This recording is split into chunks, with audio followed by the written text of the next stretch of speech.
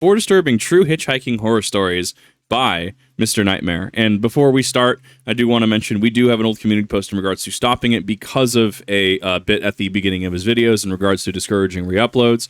So, there are reactions as well to his content. So if Mr. Nightmare doesn't approve of this, I'm more than happy to comply and take them down, but I feel that there should be some clarification that comments have offered in regards to reactions seemingly being fine.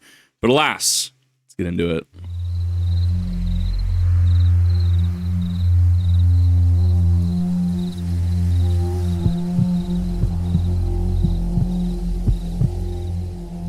It was a rainy night, and I was driving home from my shift at the late-night diner I work at. It was a quiet shift at work.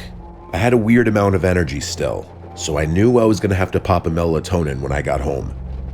I was driving my usual route, a scenic road during the day, but majorly dark at night, lacking many light posts. There's the occasional little parking lot with cute little strips of stores or family-owned restaurants and shops, and then just stretches of nothingness. And by nothingness, I mean forest, obviously. I was passing one of the aforementioned parking lots of a well-known deli, and under a light post was a woman standing out in the rain with her arm held out. She was waving me down. I slowed as I realized it was a slightly older woman who appeared to be in her mid-50s maybe. This woman was really tall, like 5'11 or 6 foot, but very Moving myself to the left, that way his watermark is clearly visible. skinny. I lowered my window and yelled, "Do you need a ride?" She came over to the front door and opened it, chanting how much of a hero I am. I asked where she's heading, and she said just up the road to town. She was soaking wet, getting my car all wet. But I like to think of myself as a good person, and I couldn't in good conscience leave another woman out there in the cold rain.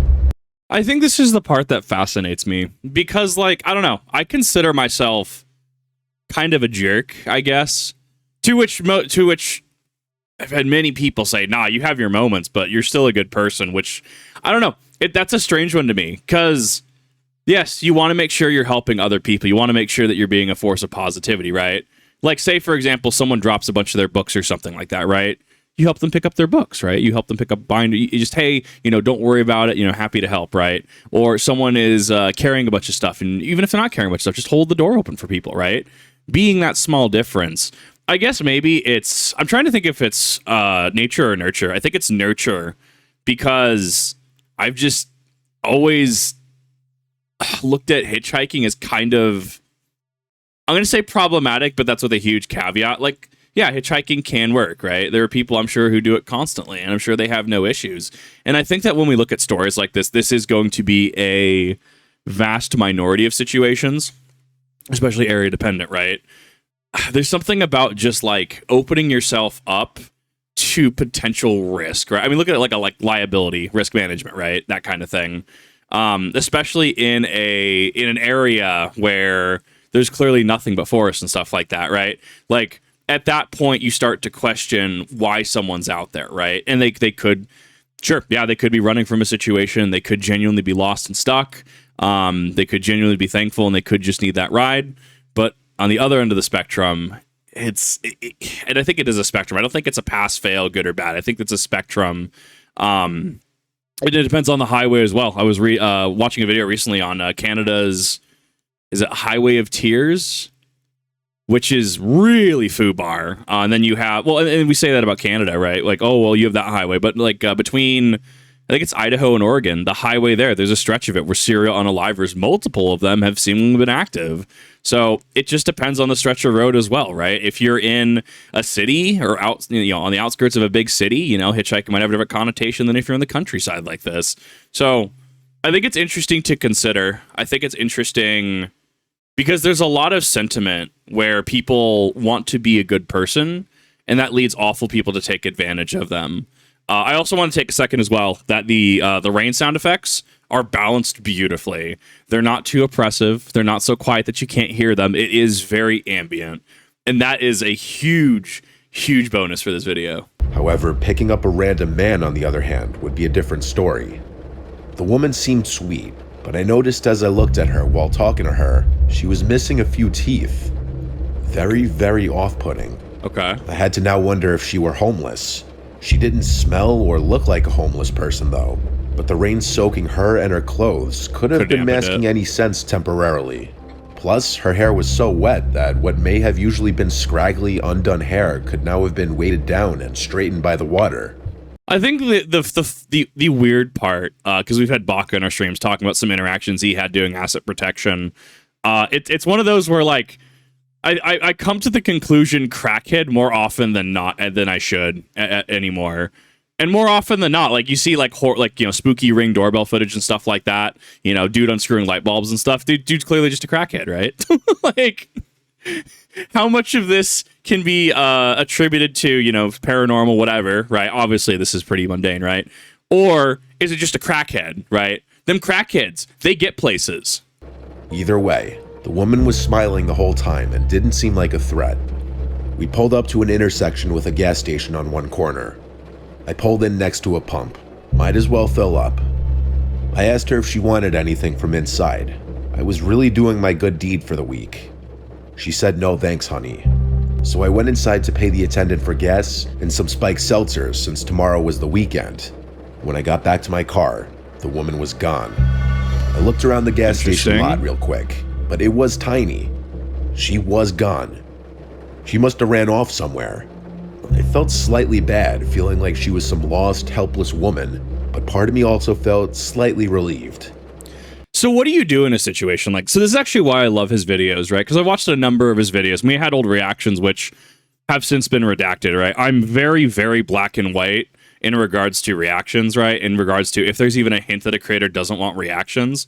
But I think I'm more than transformative enough. And as I said, once again, if he's not okay with reactions, just message me. I'll take him down and help spread the word. But it seems like there are other reactions up, so I'm kind of going out on a limb and just being like, hey, let's try this. Let's do this. Let me not be super uptight. Let's have fun, right? I like his videos because the way he narrates them, especially when it gets to the zenith, I can't say the funny CLIMAX word, even though it's in a literary sense because YouTube, because that gets demonetized. I've had it demonetized before. But it's one of those, especially when you get to that zenith, that peak of the story, that it sets in the fight or flight response. Like what would you do in that situation? And you're able to take these situations and kind of toy with them and ask, okay, but what would I do in this situation? It's why I actually really love it. I filled up the tank of my SUV and I was on my way home. When I got back to the house, I went straight inside my apartment, which is the first level of a 2-family house. Okay. There's a tenant upstairs and me. The front door into the foyer was usually left unlocked. Then the 2 doors leading to each apartment were locked. I let myself in out of the rain and into my apartment. I set the seltzers down on the counter. I wasn't that tired yet, so I took a melatonin and tried to go to bed. Even with the melatonin though, I was having a hard time sleeping that night. My mind was kind of going wild with thoughts. Sure. A lot of thinking about that woman I picked up earlier and what happened to her. At certain points, I heard slight sounds from outside of my bedroom, but I dismissed them as sounds from the upstairs tenant. I think this is the part where I would 100%... I'm in the paranoid category, right? Like, I've had to deal with people... I literally had my mom tell me that I had some weirdo target me when I was young. She took me to a dentist appointment. This weirdo just tried to, like, look at me and tried to get me. It's just like... Dude, I don't know. I attract weird people. So I guess at this point, I'm actually pretty hyper paranoid in certain aspects, right? Like I can go outside, I can be a functional member of society, right? Like I can talk to people, right? I can do things. But when it comes to like, hey, there was this weird incident today, and then I'm hearing noises outside my window, especially because I'm on the second story, right? I'm more predisposed, I think, than your average person to just like, okay, like let's actually engage in threat assessment. Because I mean, like reasonably, right? Like in a situation like this, we can be critical in hindsight, right? But reasonably in a situation like this, where the dude clearly is just like, yeah, she's just nowhere, right? And you assume, that like, yeah, you look in the back seat, yeah, this lady's just gone, right? In a situation, I think reasonably your average person wouldn't really think anything of it until some inciting incident roll for combat moment happens, right? Boy, do I wish I was more suspicious before falling asleep. I woke up in my dark bedroom, something that usually would never happen when I take a melatonin. I usually sleep like a baby through the night. I sat up feeling drowsy, feeling really thirsty too. I reached over the table next to my bed for my water, and then I saw and heard something across the room from me. I saw someone crouched in the corner of my bedroom behind a clothing dresser with their legs folded. I had to be hallucinating it. I shook my head violently and made weird noises. I even slapped myself in the face. And now, whoever was in the corner stood up and walked out of the room. I didn't scream, I didn't say a word. I sat in my bed in literal shock. The part that had me questioning my sanity for a bit after the figure was gone was that there wasn't a single sound from outside the room after this. No footsteps, not the sound of a door closing. I grabbed my phone and called my dad. He picked up, confused why I was calling so late. I told him of what I just saw, and he said, "Trish, you probably just had a night terror." I stayed on the phone with him as I was continuing to become more awake. I mean, this is one of those things, like fight or flight is kicked in, right? For all intents and purposes, like something's not right, and you're having to process the situation. This is also so we've talked about a couple times, right? Like normalize, if you're talking to people, right? We're in the social media age, right? Like instant gratification is pretty there, right? Honestly, and then people be like, well, why didn't you message me back immediately? And it's like, bro, I was literally like doing something, right? Like it's going to take me 20, 40 minutes to get back to you, right? Normalize leaving people on red, right? So like text somebody, like I'll message my buddy. He's busy. He'll message me when he has time, right? He has a kid. He has family things to do, right? He has a job, right? Like, yeah, he'll get back to me when he can. And I think that needs to be normalized. However, and how this relates to this situation, if it's an emergency, call somebody, right? And I think if you normalize leaving people on red and giving people that time to relax and get back to you when it matters, I think that it also accentuates when you actually call someone that it actually has more meaning behind it, right? Whether that's a situation like this, whether that's maybe you're broken down or on the road, in any way, I think that this helps accentuate that calling is a normal thing and honestly does have a place in modern society. As much as we hate scam calls, it just needs to make sure it's for the right things, right? Because calling somebody inherently is, like texting somebody who's kind of knocking on their door, I guess, and then going away. Calling somebody is like banging on their door and being like, I need your attention now. And I left my room and turned on the lights to the living room outside. It was a small space. There was no one in there. I looked around the entire space and could confirm no one was there. I started to believe that maybe I did just hallucinate it, but still, I slept with the bedroom door locked that night. Sure. When I woke up in the morning, I drank some coffee and got dressed for the gym. I went to open the door to the foyer and realized it was already unlocked. My heart sank. Last night, what I saw, was it real? I did another look around the apartment, confirming no one was inside. I went out to my car and opened the back door to put my gym bag in the back seat. And that's when I noticed the damp, yellow-brownish stains all over the floor in the back, and my blanket that I always had back there was gone. Interesting. I wanted to cry or scream. I figured it out. That woman snuck into the back seat last night when I was in the gas station. She either somehow unlocked the door to my apartment or I mistakenly left it unlocked. I called my dad again, frantically asking him what to do. He said check and make sure nothing was stolen, and if nothing was, then calling the police really wouldn't do anything. Right. I checked the house and didn't find anything to be missing, just my blanket from the car. I skipped the gym that day. In fact, I stayed bottled up in my apartment for a while after that. I was just genuinely disturbed. I didn't want to live there for much longer after that, and so after that month, I found a new place to live. I mean, that's one of those situations, right? We talk about how people have different, like thresholds for trauma and stuff, right? Like this, for all intents and purposes, is a traumatic incident for a lot of people, especially because, the sanctity and safety of your home, right, has effectively been violated at that point. And it's hard to really go back to a time before that, right? Like it's really hard to go back to feeling safe. I mean, sure, you can install permitting on location and, if you're owning or renting, right, install security cameras. Reasonably, then the argument comes down to, well, I have this K-bar, in my room, or I have, my 9mm on the stand. Reasonably in this, this is a situation in which the only real situation in which that would have come up is if somehow your 9mm was, say, in a drawer or somewhere that was not visible, because clearly this person was inside already, right? You do risk, if it's, say, on your mantle or if it's on top of something, right, like in plain view, you do risk that person stealing it. You do risk that person using that against you.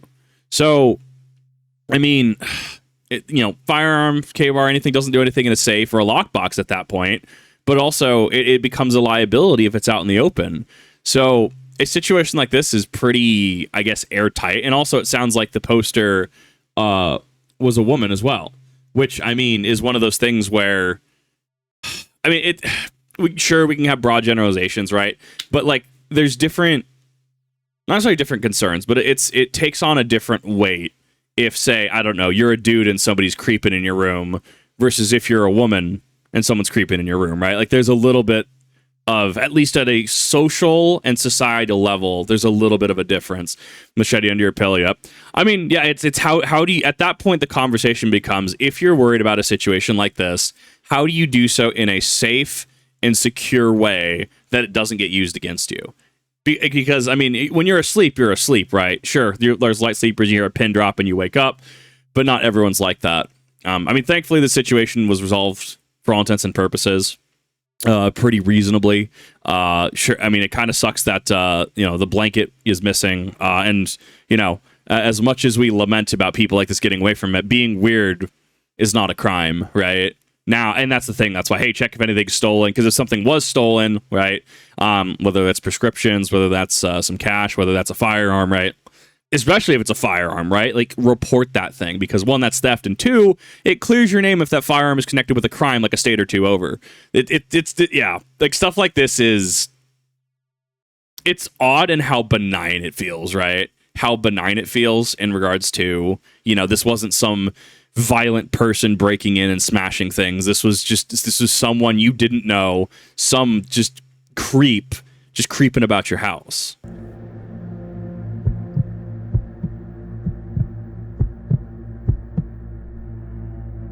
This happened a few months ago, and I don't know why I agreed, but I decided to go with my friend Michael to a house party he was attending during our first year of high school.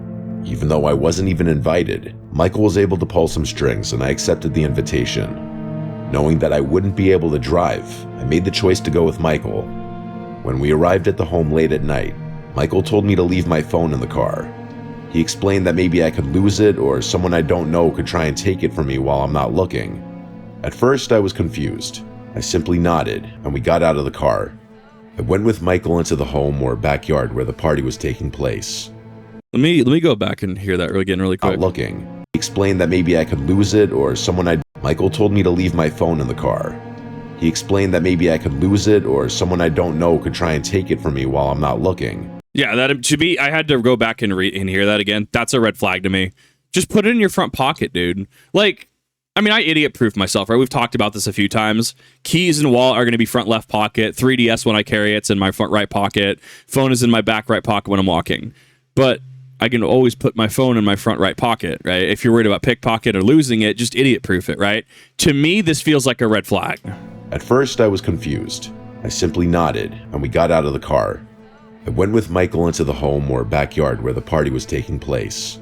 I glanced around the backyard and saw people engaging in various activities such as smoking, drinking, and possibly even doing drugs in small groups. Yeah. Michael had encouraged me to go mingle and say hello to a few people. After a few hours, I realized I had way too much to drink because my vision was completely foggy. After getting closer to the house, I leaned against the wall to support myself. As I did so, I noticed the time on my watch indicated that it was either midnight or 1 in the morning. I knew it was time to leave, so I set out to find Michael, and despite my overwhelming need to collapse, I scanned the yard for him, but I was unable to locate him or see him. When I asked a few others if they'd seen Michael, they all said they had not. I decided to call Mike to find out where he was, so I reached inside my pocket to feel for my phone, but it wasn't there, and I cursed myself in the back of my mind because I realized that I had left my phone in Michael's car. It disappeared with him. I realized there was only one way to get home, which was walking, because I remembered my house wasn't too far from this house, but the night was chilly because it was fall. I thought about just asking someone else to take me home, but I didn't know anyone else that could help. So I stuck with my idea of walking home in the darkness by myself. Look, as someone who's had to do this, not necessarily from a house party, right?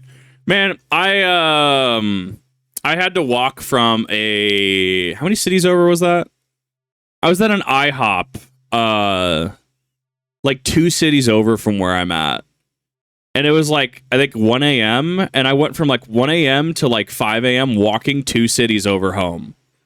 And it's like, sure, I could do it. It kind of sucked at certain parts. I mean, it's not like a super rural area, right? But I mean, that's one of those things, like, situation dictates. Like, I don't know. I was being stubborn, and also like I wasn't reasonably going to run into issues, right? Especially the parts of town I was going through, right? Reasonably, I wasn't going to run into issues. I've also, due to prior living situations just being incredibly foobar, I've had to walk out at, say, 2, 3 a.m.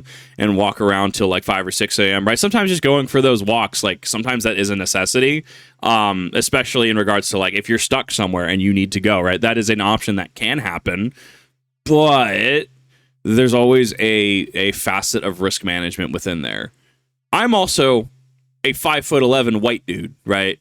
Nobody's reasonably going to want to mess with me, right? Not because I'm scary or anything, but it's just like, what target do I paint on my back, right? Aside from being maybe, kind of head in the clouds, right?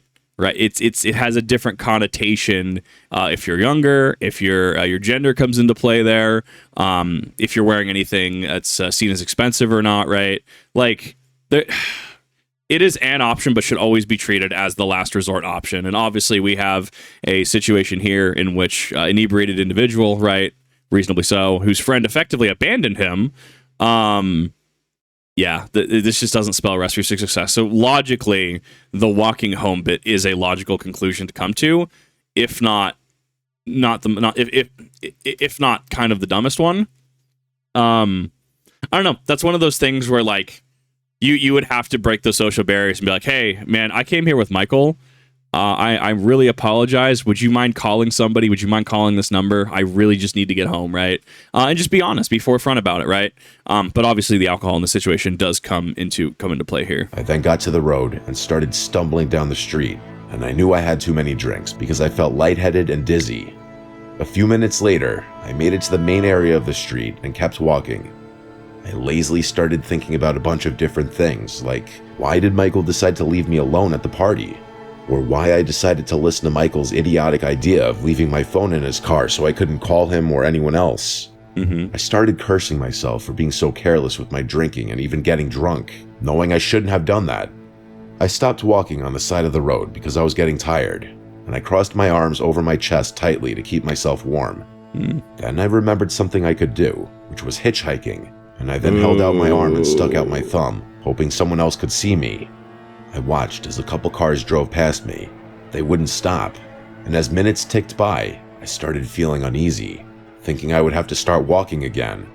It was past 1 in the morning, and there were a few cars driving past me, but no one was stopping because they either didn't notice me or didn't care. I hesitated and thought about walking home again, but I realized that in my drunken state, it would be too daunting. I was still holding out my thumb when a gray truck pulled up and stopped in front of me, and I smiled as I stumbled towards the vehicle. The window rolled down, and an older-looking man with a beard asked me if I needed a ride. I told him yes, and then told him where my house was before getting into the truck. That actually reminds me of the time I was at an SCA event, once again also being stubborn, and I decided to... This was actually up in Idaho Falls. So there's a... well, it was actually up in Rigby, technically, which is next door to it. There's a, like, kind of park that, like, the SCA event took place at. And then, like, the walk into Rigby is a few miles, right? I mean, it's paved, right? I was walking on the side of the road. But I did that in, like, 100-degree heat. Don't do that. Don't do that. Don't do that in that extreme of heat. But I did it. I did get to where I needed to go. And then I actually had Buddy drive me back because he's just like, yeah, it was pretty bad idea. Pretty bad idea, Kip. But even then, not just like, I wasn't hitchhiking or anything. I was just walking along the side of the road, and I had this dude in a truck just kind of stop and just like, hey, you need a ride? And I'm just like, I mean, part of me just kind of freezes at that point because that's not the expected social interaction, right? And I'm sure this gentleman was fine. I'm sure that he had, nothing but the best interest in mind. Just offering somebody in like contextually 100-degree heat, right? Just walking. Hey, you need a ride? You need something? And it's like, yeah, I told him no, right? I told him no, thank you, I'm fine. I'm just walking. He was pretty cool about it. But there are people who want to help. There are people who feel like they are obligated to help.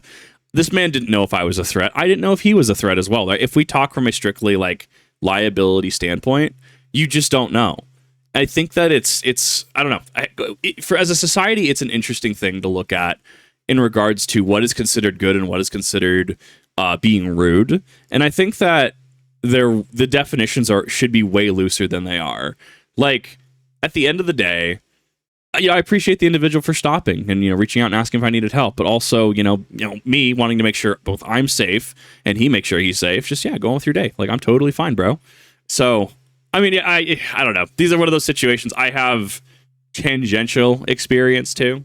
Notice my pattern of being stubborn on just walking places, but you just don't know. You don't know if the person you're picking up or the person who is picking you up, you don't know their intentions, and that inherently is where issues start to come into play. Feeling grateful for the ride. As we started driving down the road, the man started trying to make small talk with me, asking what happened to me. However, I was too disoriented to have an actual conversation with him, and the only things I could manage to say were low mumbles or just murmurs and groans. As we turned the corner to my street away from the party, I started feeling uneasy. For some reason, I couldn't shake the feeling that something was strange about this man. Okay. Suddenly, we drove past my house, and I told the man that we had just driven past it, and I felt my gut telling me to get out, but I couldn't because I was too drunk to move. I was about to tell the man to let me out before we got too far away from my house, when suddenly the man turned to me, and I noticed he had a sinister look on his face. You shouldn't be drunk while you're hitchhiking because you'd make a very easy target, the man said, smirking. I've noticed people have a habit of this. People have a habit of saying way too much out loud. I don't know what this is. I think it's overconfidence. Darkly. The man reached over and started rubbing my leg, and I didn't know what he was trying to do, but I knew it probably wasn't anything good. But before he could do anything else to me, we both heard a loud siren behind the car, and then a flashing red and blue light flooded the night. No way. I realized it was the police, and I jumped. No way. Is this dude actually going to get got from his license plate? For joy inside. The man panicked and stopped, unlocking the doors, which allowed me to jump out of the car. I ran as fast as I could, and the police officer rushed over to me, and I told him the entire story about what happened to me. Unfortunately, nothing illegal happened per se at that point. The police officer told me that he was looking for someone in a gray truck who had apparently stolen something from a store. That's wild. I'm not sure if it was the man who picked me up or someone else, but I was just glad the police officer stopped the car. When you accident into resolving a situation, that's wild. A cop gave me a ride home, and I decided from there on I wouldn't get so drunk that I couldn't think straight. Yeah, makes sense. I now know the importance of being responsible and staying aware of my surroundings, even when having a good time. I mean, my own personal bias is, look, I don't hate alcohol. I don't, right? Drink, I don't care, bro. Drink a tipsy bartender status, just a little bit of Everclear, just drink the bathtub of Everclear, right? I don't care. Be safe about it. Make sure that you're eating, like a bread factory, and you're downing entire the office jugs of water, right, that go to the water machine. Make sure you're staying hydrated and stuff. But honestly, I don't care. Personally, I just don't like the feeling drunk makes me. Not that I'm an angry drunk or anything like that. Sure, I get a little more loose, I guess, and chill out a little more. But it's like I'm also a lightweight, so that doesn't help. I just want to say I just don't like the feeling. I don't like the feeling of not being in control, but that's not from like a standpoint of like, well, I'm scared of what I'll do. No, nothing like that. It's just like, right, like I like hopping behind a wheel if I was inebriated. It's like I don't have the full use of my faculties, right? It's like I have an actual debuff, like MMO debuff on me, right? I hate that debuff. That's why I'm more than okay being designated driver. Because at the end of the day, especially if everyone else drinks, you're making sure everyone gets home in one piece, right? At the end of the day, you're making sure that, people make, good decisions or as good decisions as they can. It's that lag that gets to me, right?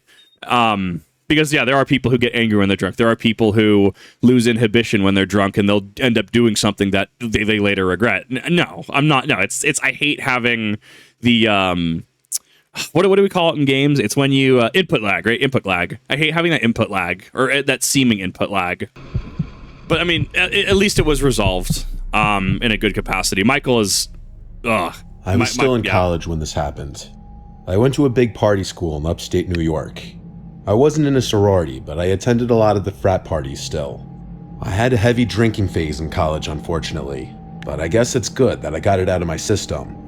There was an upcoming frat party that my friends Deanna and Kayla wanted to go to. I was not one to ever say no to a party unless I was already deathly hungover, and even then, I'd sometimes be known to still go out. I was living in a house off campus with 3 other girls. We were not a sorority house or team house or anything like that, just 4 friends renting a house together. Sure. I believe it was a Kappa Sigma party that we were going to. The house was about 20 minutes away from campus. We pre-gamed pretty heavily at our house, and then we called an Uber, which we all split. On the Uber ride there, we pre-gamed some more, which was a recipe for disaster. By the time we showed up to the party, I was borderline blacked out. I just barely remember the layout of that house. I'd never been to a Kappa party besides that night. It's weird, I have short spans of memory from that night. I vaguely remember the outside, that there were a bunch of frat guys standing out front of the house. I know this song. Is this a Coldplay song? I can hear it vaguely through the muffle. I like it. Really good touch. The audio is really well done here. And then I remember the DJ in the living room and the 2 beer pong tables in the kitchen. I was later told that I played beer pong with some random frat guy and ended up talking to him in a corner for a big chunk of the night. But after that, nobody knows where I went. I couldn't even tell you the last thing I remember before waking up sleeping on the grass on the side of the road in a daze. I mean, okay. So there's a non-zero chance that this has happened to a non-zero amount of Army personnel and Marine personnel. I guarantee you there are military stories of waking up 2 or 3 states over in a field somewhere. I guarantee it. No, I mean, obviously these are alleged stories that happen. Not that that would ever happen. No, sir. But for your average person, I mean, I think anybody reasonably is going to, they're gonna have to take inventory of the situation. Like, what is happening here? Like, what do you mean? What's going on here? Right? I think that's in itself is concerning because you are in a place that you cannot connect the dots to how you got there, especially if it's just you're in some random F off like field or random F off area. My head was throbbing. I had to still be somewhat intoxicated. It was pitch black outside. I was laying by a bunch of trees, like a wooded area. Apart from the university, there wasn't much up there besides woods and the occasional little town. There were a couple light posts further down the road, so I wasn't just laying in complete darkness. I patted down my pockets looking for my phone, and I had a meltdown when I realized my pockets were empty. Oh no. I was also missing my crossbody bag. I had absolutely nothing on me. I started to freak out. I couldn't even call for help, let alone check the time or where I was. I looked around the immediate area by where I was sleeping. Nothing. My white shirt was stained with dirt, but that was the least of my worries. I mean, a road's got to lead somewhere, right? I mean, in a situation like this, right? If you are isekai'd into a situation for all intents and purposes with 0 gear, right? The road has to lead somewhere, which then thus leads into the logical conclusion of hitchhiking to cut time, to save time, to get somewhere, right? But it's just one of those things where, like, and that's all. That also becomes the variable here: is how long does the road go on until it leads somewhere, right? Like on the highway to Oregon, right? It's like you'll hit like LeGrand, and then like I know the highway signs say like LeGrand to Portland is like 200 miles, and it's just like, or there's other places in the U.S. as well. There's I saw a TikTok on it recently, like the most isolated road in the world or something like that. I don't remember what it's a long stretch of road that truckers use. I think it might be in Nevada, and you fuel up and you go through that area and then you come out the other side. But it is a hot minute to get through that. Road has to lead somewhere, but you should be using your context clues, right? Best case scenario, try to remain small, out of sight, right? Try to do the best that you can to go along the road. Personally, I would even be avoiding. If somebody stopped and said if I needed help, I would tell them, "Hey, can you call the police? This is I'm kind of lost here. I apologize." Some friends just weren't quite looking out for me, right? But yeah, make sure it's just like, I want to make sure you feel like you're safe. I want to make sure I'm feeling like I'm safe. Can you just call the cops, or a police officer comes by, and then you just wave your arms and try to flag them down, right? I think hitchhiking opens you up here to some awful avenues. Walking down the road closer to the light posts, I was starting to realize there were no buildings in sight. Yeah, I was on some completely random back road. I leaned on the light pole for a few minutes, wondering what to do. I decided I'd wait for someone to pass by and ask for help. It took a long time though, at least 15 minutes, before I noticed headlights down the road. I stepped out onto the road, waving my arms and jumping, trying to ensure I got their attention. Oh. The car slowed to a stop on the side of the road. I approached the car, and the guy inside rolled down the window. Once he asked me if I was all right, I told him I was stranded without a phone and needed a ride home. Bro, you have given up so much information right there. It's not even funny. He told me to get in, and I did, making sure to let him know how much I appreciated it. He, of course, asked me about my predicament, how I found myself stranded on the side of the road. I told him I was at a party, and the next thing I remembered was waking up on the side of the road. In hindsight, I should not have said any of that. No. I should have been as vague as possible. No, but once again, we can be critical in hindsight, right? We can be critical from the safety of our rooms or our offices or our, security booth, wherever you're at, right, watching this or listening to this. We can be secure knowing that, okay, this is how the situation would go down. And that's kind of why I like going through these things, because if you do find yourself in a situation like this, right? That one time I did the video where I was targeted by a weird person, right? They boxed my car in. Because of watching videos like this, I looked down. I made myself as small as possible. I was on my phone. I didn't pay attention to him. I didn't acknowledge the individual. And eventually he got bored and drove off, right? Videos like this have tempered my responses to certain things, right? And that's why I like watching things like this, because there is actual practical value you can pull out of these. Not let this guy know that I got completely trashed and was vulnerable. He asked why I didn't call for help, and I told him I lost my cell phone too. The guy looked at me like I was a moron.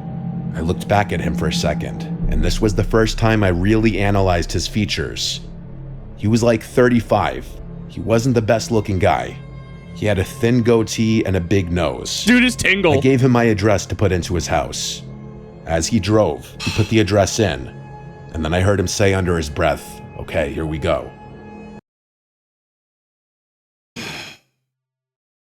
I mean, at that point, ideally you could say to go to a police station. In the moment, just, I don't know. I don't like people knowing where I live, dude. That's a me thing personally. I don't like people knowing where I live unless I know them, right? Because that actually prevents things like Sniper Wolf from happening, right? The whole Jack's film situation. But where do you, and that the follow-up question is, where do you reasonably lead someone? Ideally a police station, sure. If you don't know where the police station is, a restaurant near you, a convenience store, gas station, like, there has to be a reasonable alternative to your actual address for a complete stranger who knows that you're all alone and defenseless. I asked how far away we were, and he said about 20 minutes. That sounded about right, since the frat house was about 20 minutes from our house. I thought things would go smoothly. I'd get dropped off at the house where Kayla and Deanna would be waiting for me with my belongings. But nothing can ever go that smoothly. No. The man spoke in a gentle voice basically the entire time. He was asking basic questions at first. His soft voice was almost, in a weird way, off-putting. Yeah. Like, why was he talking in an almost whisper in the car? We drove on and on for what seemed like over 20 minutes on the same road. I started to get concerned, and so I asked him how much further we had. He didn't respond right away, so I said, "Sir," and he went, "Hmm?" And I repeated my question. He said in his soft voice, "Not far." This wasn't right. Our house is in town, yet we were still on the same back road with nothing but trees everywhere. I started noticing in my peripheral vision that he would look at me multiple times, like he'd move his whole head to stare at me for a few seconds and then look back at the road. Man, dude is, he's starting to get a little spooked. He's starting to, because he's got something in mind, but he's starting to get a little spooked because he knows this isn't going as smoothly as he thought it would. I was starting to feel sick. I asked him if he put the right address in, and he said yes. Then he said, "What color underwear are you wearing?" Bro, As he come put his hand on my knee on. and started rubbing my knee. I moved it away and told him in a desperate voice to please not hurt me. I just want to get home safe. He said, "Why would I hurt you?" After saying this, he pulled onto the grass on the side of the road and put the car in park, and he was about to lean over towards me and do something. Yep. Like put his arms around me, but I didn't let him. And this is why, literally in this video, I've said there's a little bit of different connotation, right? A little bit of context between genders, right?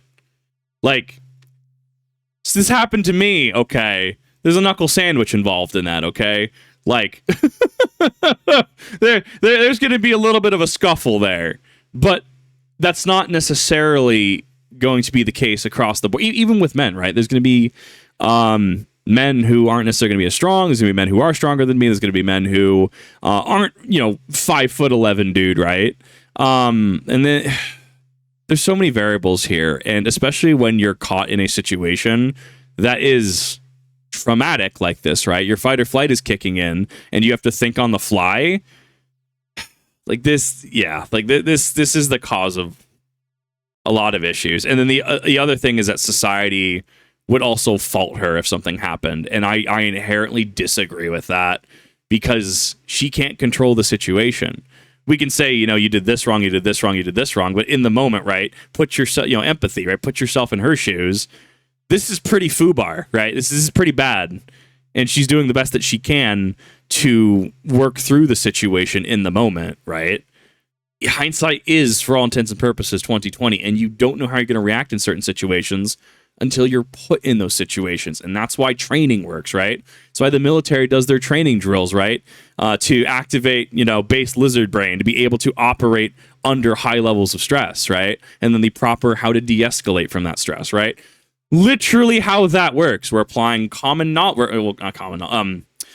we're applying knowledge and understanding from one thing and applying it to other facets of life, and see that this does apply in this situation. I opened the door and ran into the woods.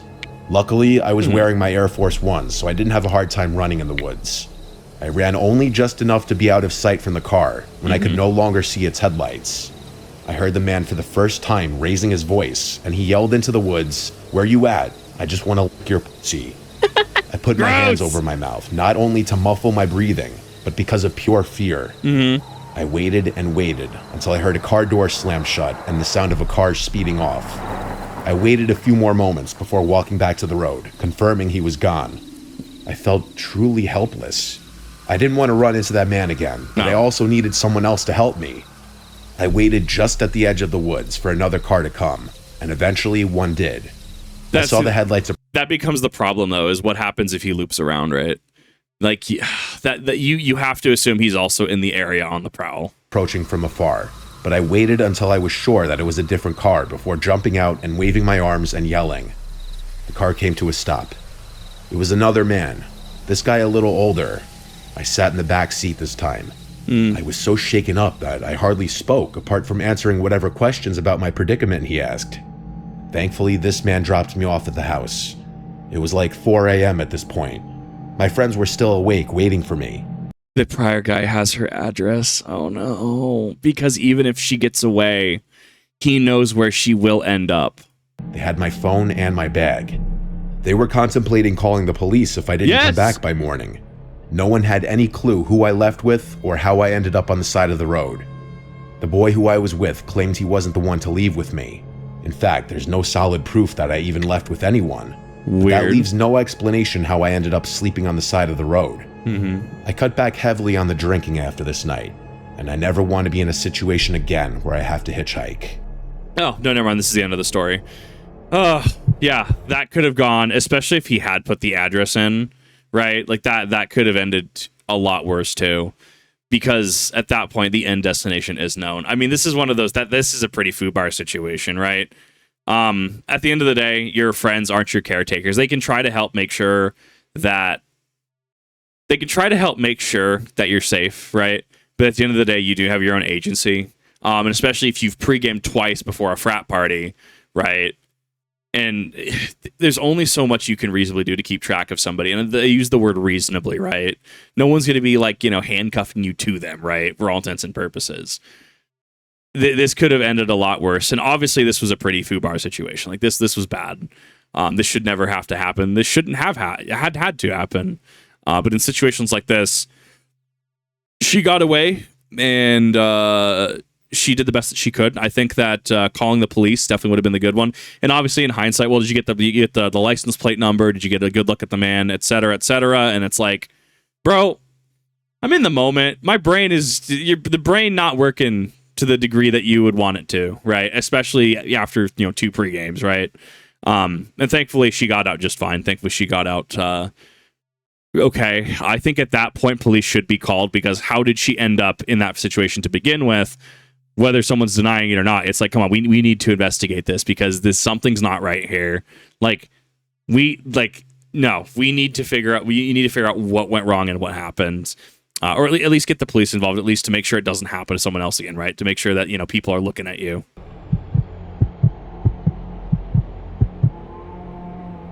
Similar to this one, because people like to drink. Out of the dark forest, I was hitchhiking from Leipzig, Germany to Paris. Oh. He was a French man, a somewhat dirty and unshaven driver, small and shabby. I feel like this is just your average German conversation about the French. Agreed to give me a ride in his car. Wild. A ride with him to Paris, where I needed to pick up my paintings from an exhibition I had there. It was October. Wait. Exhibition. I guess being the artist, not necessarily, because I'm like, if you owned the exhibit, that's not what's being said, right? Like, that's kind of wild that you're having to hitchhike that far. I was 29 years old, and he seemed about the same age. He spoke broken English. I spoke no French at all. I really didn't have a clue who this guy was. The day was mild, sunny, and blue. It was a warm and comfortable French day, a great day to hitchhike. It was around 4:30 p.m. when I met him at a gas station somewhere in France. I hopped into his little old car, happy to have scored a ride. Sure. We drove off to Paris on the main highway. After some small talk, mainly about where I'm from, he reached over my lap and opened the glove compartment. He pulled out what looked like a bunch of passports. They were passports. He handed me all 4. The first pretty girl was his girlfriend who died falling off the back of his motorcycle, he said. The second, his girlfriend who died in a car crash, he told me. The third girlfriend died from a brain tumor, and the fourth fell off of a horse. Can people stop volunteering information like this? Can people stop? Like, I don't know. That's like a person being like, yeah, you see this air mask or whatever, right? Yeah, this happened on the last flight I worked on, and the plane just went down, and I kept this from it. Why would you say that? We're literally on the plane. He said, I'm such an unlucky man. I agreed he was unlucky. Flawless. The uneasiness started then, and only grew as the miles rolled on. He was in possession of 4 young women's passports. Soon after showing me the passports, the man said he wanted to take a shortcut to Paris. It wasn't really a question to me.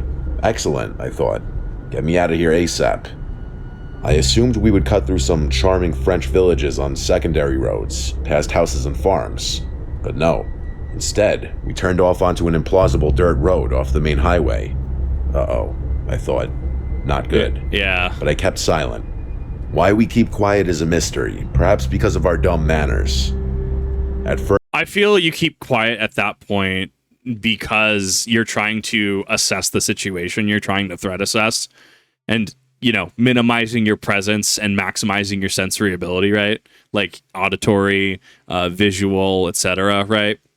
I feel that that's why we kind of just stopped, like deer in the headlight status, right? First, the road was out in the open, through a field. We rolled over the typically vivid green French hillside until we finally reached the oncoming heavy woods. The road narrowed. It grew instantly darker as we entered the forest road and drove in. The interior of the forest was creepy. The woods looked like the perfect place to hide something. Yeah. I still found the woods beautiful and dreadful. It was at this point that my French driver shouted in broken English, "I don't want to speak English anymore." This was definitely not a request. Then silence. Okay. Uncomfortable silence in the darkening forest. I started to feel a small... That's like if I just said one stream, Eigo hanashi koto dekimasen.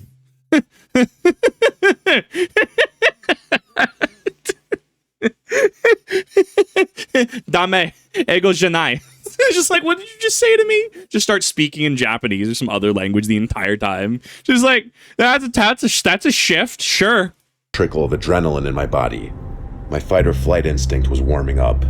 Communication had now officially ended. Just silence. I pondered this because I knew I would surely have questions as we would get deeper and deeper into the thickening woods. I knew, though, that I wouldn't ask anything. Nothing. It was now 5 p.m. and the sun was fading fast. The woods grew darker. The driver seemed so tense, and I could tell he was in deep thought.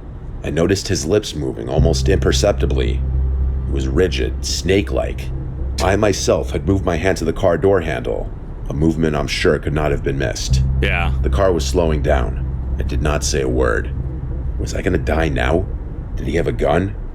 I looked. All these questions ran through my head. My life was now surreal. This was not my plan. Maybe I communicated with my captor in some secret way. Maybe I gave off some kind of male pheromones perceptible only to men facing off. If I understand it correctly, humans actually don't produce pheromones.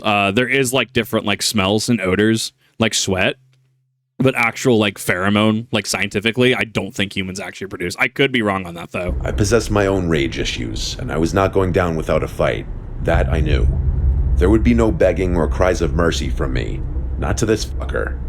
I also had my own secret storeroom of crazy.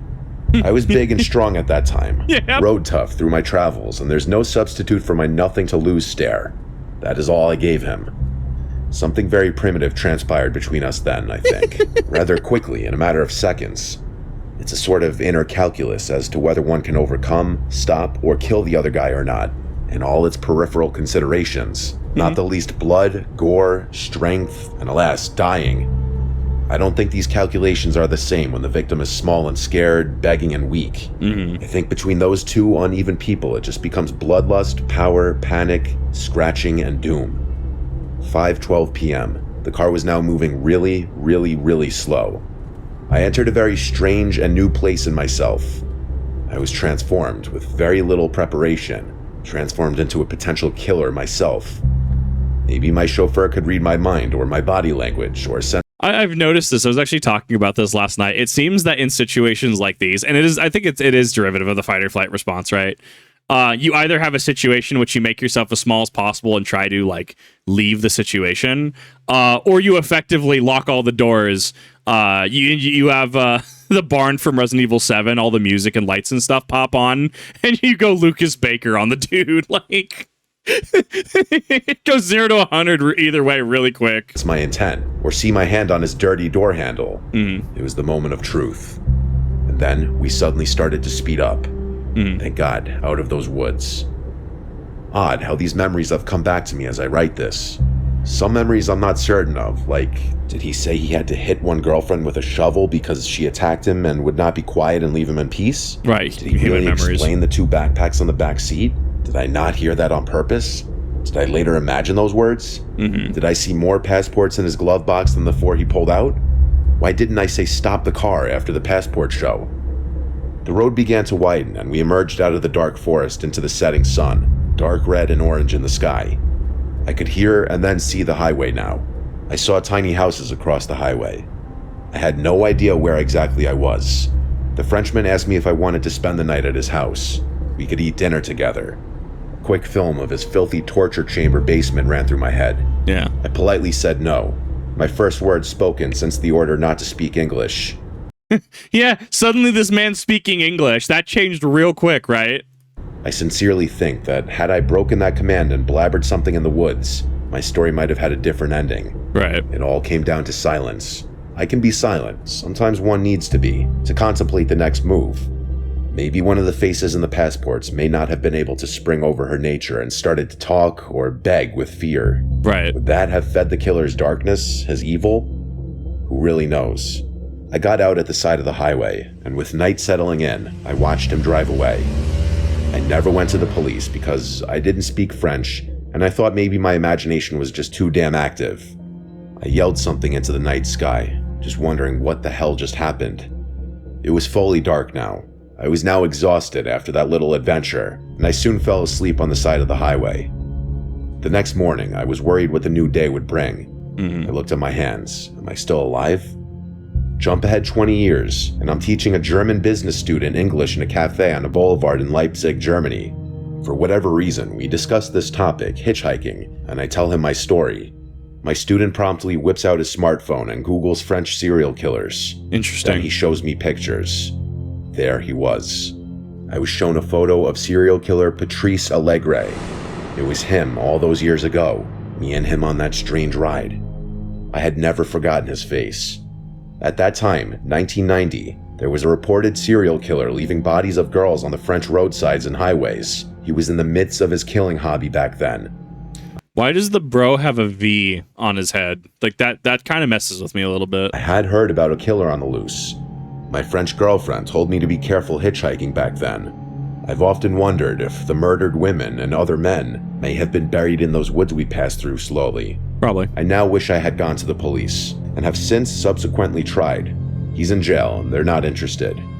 Maybe I could have helped stop more murders back then. That's heavy on my soul, and since then, I felt the dark light in my body. Maybe the souls of the girls escaped with me, desperate to get out of the forest. I wonder, so from a closure perspective, right? Exerting your own power, autonomy, and authority over someone like that, would they let you visit a convict like that? You know, in a situation like this, hypothetically, where you know that they're in prison or in jail, right? And you say, you know, I guess at that point that might be a liability, though, right? Because at that point you might use it as an opportunity to taunt them or to belittle them. I don't know. I don't know how that works. I'd be interested on the correctional officer and or police officer side of things like that. If you have a situation in which,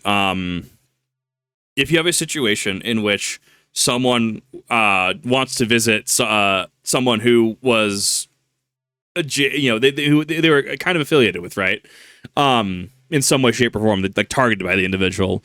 Could they visit to gain a sense of closure? Obviously, that's going to work for different people. Obviously, that could reopen old wounds. That could not have the effect that I'm trying to explain, right? I think it's an interesting thing to go through. I think that is, it's kind of wild that the risk assessment went in the way of it not being worth it, right? Because reasonably, with what we know in hindsight at the end of this, right, we do know that there was malicious intent, or at the very least, malicious intent can be inferred from this, right? I think it's kind of wild.